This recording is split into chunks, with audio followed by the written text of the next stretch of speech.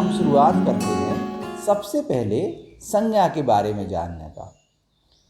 संज्ञा की परिभाषा से आप परिचित हैं। हम यहाँ पर इनके भेद की चर्चा करेंगे थोड़ा थोड़ा, जिससे हमें ज्ञान हो, जिससे हम पद परिचय में इसके बारे में हम बता सकें। तो इसके मुख्य भेद हैं 3। एक व्यक्तिवाचक संज्ञा, जैसे किसी का नाम है जिसमें सुधाकर है, सागर है, रहली है, इंदौर है, ताजमहल है, गंगा है, ऐसे नाम हैं, वो व्यक्तिवाचक संज्ञा होती है। दूसरा है जातिवाचक संज्ञा। तो जातिवाचक संज्ञा में एक जाति से संबंधित, जैसे बालक, अध्यापक एक जाति है, शहर, अनेक शहर हैं तो एक जाति है, नेता, नदी, अनेक नदियां हैं, और नगर आदि, तो एक जातिवाचक संज्ञा है। तीसरा है भाववाचक संज्ञा। इसमें भाव स्पष्ट होता है, भलाई, बुराई, अपनापन, प्रेम, मित्रता। तो इस प्रकार से संज्ञा के 3 भेद हैं। कुछ विद्वानों ने द्रव्यवाचक व समुदायवाचक 2 भेद और बताए हैं।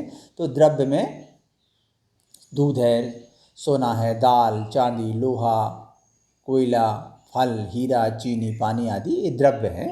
और समुदाय वाचक में जो समूह का आभास कराए, वो सेना है, भीड़ है, झुंड है, परिवार है, गुच्छा है, परिवार है, और पुस्तकालय है, टुकड़ी है।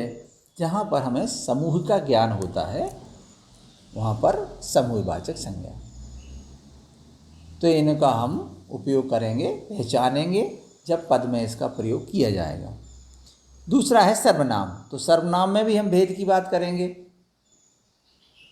तो संज्ञा की जगह पर जिसका प्रयोग होता है सर्वनाम होता है। तो सर्वनाम के 6 भेद हैं। पुरुषवाचक सर्वनाम,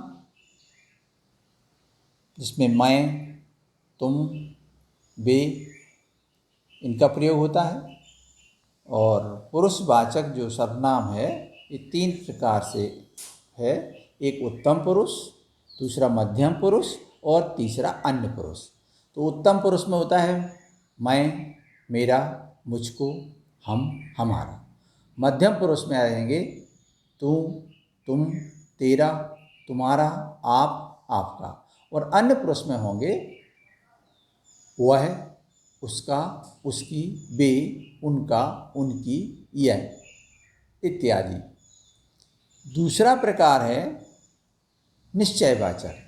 निश्चयवाचक में एक उदाहरण देखें, इन कमीजों में यह अच्छी है, वह नहीं। तो जो कमीज है उसमें यह अच्छी है, वह नहीं।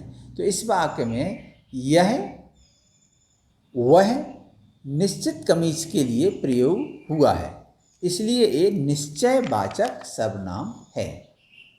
दूसरा है अनिश्चयवाचक सर्वनाम। कुछ, कोई, संभव है, आशा है, हो सकता है, ऐसी जहाँ बातें होती हैं तो मुख्यतः कोई व कुछ, इसमें कोई सजीव व कुछ निर्जीव के लिए प्रयुक्त होता है। जैसे हो सकता है आज पानी गिरे। अनिश्चयवाचक। संबंधवाचक, जिस सर्वनाम में एक बात का दूसरी बात से संबंध स्पष्ट होता है वहाँ संबंधवाचक सर्वनाम होता है। जैसे जो जैसा करेगा सो वैसा भरेगा, जो, सो, जैसा, वैसा, इन शब्दों का संबंधवाचक। दूसरा है जिसकी लाठी उसकी भैंस। तो जिसकी का उसकी से संबंध है। उसी प्रकार जैसे जैसे लोग आते गए वैसे वैसे आवाज़ें तेज होती गईं। तो यहाँ भी जैसे और वैसे शब्दों का प्रयोग किया जाता है, यहाँ संबंधवाचक होता है। 5वां है प्रश्नवाचक सर्वनाम। जिस सर्वनाम से प्रश्न का बोध हो उसे प्रश्नवाचक सर्वनाम कहते हैं। जैसे क्या, कब, क्यों, कहाँ, कैसे, कौन, ऐसे शब्दों का जहाँ प्रयोग होता है वहाँ पर प्रश्नवाचक सर्वनाम होता है। उदाहरण देखें, बाजार कौन जाएगा, प्रश्नवाचक चिन्ह। तो इसी प्रकार अन्य शब्दों का भी प्रयोग होगा, इसमें प्रश्नवाचक चिन्ह आवश्यक रूप से लगेगा।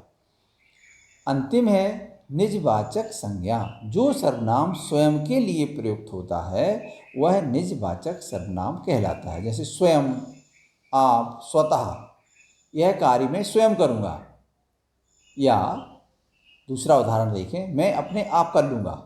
इस प्रकार की उदाहरण जिसमें हम स्वयं के बारे में हो, निजवाचक सर्वनाम कहलाता है। तीसरा है जो हमें आवश्यक है पद परिचय के लिए, जो ज्ञान होना चाहिए हमें, वो है विशेषण। जो शब्द, विशेषण की परिभाषा देखें कि जो शब्द संज्ञा या सर्वनाम की विशेषता बताए उन्हें विशेषण कहते हैं। जिस शब्द की विशेषता बताई जाती है उसे विशेष्य कहते हैं। जैसे काली बिल्ली तेज भागती है, इसमें काली विशेषण है और बिल्ली विशेष्य है। और विशेषण के 4 भेद हैं। एक गुणवाचक विशेषण, दूसरा संख्यावाचक विशेषण, तीसरा परिमाणवाचक विशेषण और चौथा है संकेतवाचक या सार्वनामिक विशेषण। तो गुणवाचक विशेषण, जो शब्द किसी वस्तु के गुण दोष काल अवस्था आकार आदि का ज्ञान करवाते हैं, वे शब्द गुणवाचक विशेषण कहलाते हैं। जैसे मैं मीठा आम खाता हूँ। दूसरा है संख्यावाचक, जो शब्द विशेष वस्तुओं या व्यक्तियों की संख्या, क्रम और उनके समूह का बोध कराते हैं, वे संख्यावाचक विशेषण कहलाते हैं। जैसे 10 हाथी जा रहे हैं, इसमें निश्चित संख्यावाचक व अनिश्चित संख्यावाचक 2 भेद होते हैं। तीसरा है परिमाणवाचक, मात्रा, माप, तौल आदि को बताने वाले विशेषण को परिमाणवाचक विशेषण कहते हैं। जैसे 5 किलो शक्कर ले आओ, तो इसमें एक मात्रा है, तो जहाँ पर मात्रा माप तौल होते हैं वहाँ परिमाणवाचक विशेषण होता है।